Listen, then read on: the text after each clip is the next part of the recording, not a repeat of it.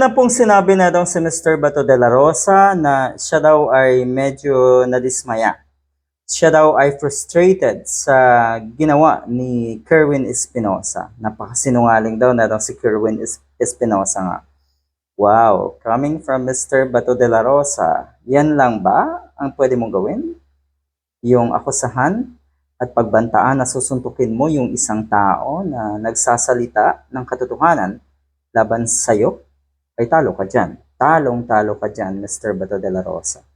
Dahil ang totoo niyan, ang dami niyo pong kakaharapin na kaso.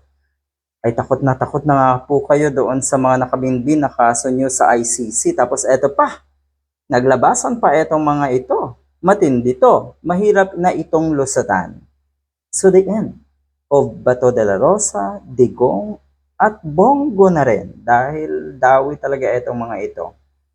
On ex-PNP Chief de la Rosa allegedly forcing Espinosa, dahil nga ito yung sinabi niya, ito ang sinabi ni Bato kay Espinosa na ito ang gawin mo, labag sa karapatan o labag sa kagustuhan na ito si Kerwin Espinosa, pero ginawa niya dahil sa takot, dahil siya po ay na-pressure. Ano nga ba ang mangyayari?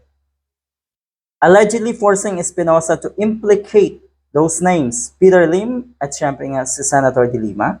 If you compel somebody to do something against his or her will, using threats against the life of the person, it falls under grave coercion. Ito yung mga pwedeng kaharaping kaso na ito si Bato. Possible violation of anti-graft law and incriminatory machination. Yari, yan po ang tinuran ni Attorney Nery Colmenares. Good luck sa iyo, Mr. Bato de la Rosa. Uulitin ko lang, hindi ka dapat madismaya, hindi ka dapat ma-frustrate. Dapat po ay ipakita nyo na takot kayo. Dahil yan po ang totoo. Sabi nga ni Mr. Robin Padilla, dahil nga nangyari na kuno ay pinagbababaril yung kanyang bahay sa kung saan man anyway. Sabi ni Mr. Robin Padilla, nakakatakot na daw ang mga nangyayari dito sa ating bansa. No, hindi. Ba't naman kami matatakot? Yung taong bayan, yung mga ordinaryong kababayan natin, ba't naman sila matatakot? Life is beautiful in our country. Ang dapat po talagang matakot, totoo yan, ay kayo.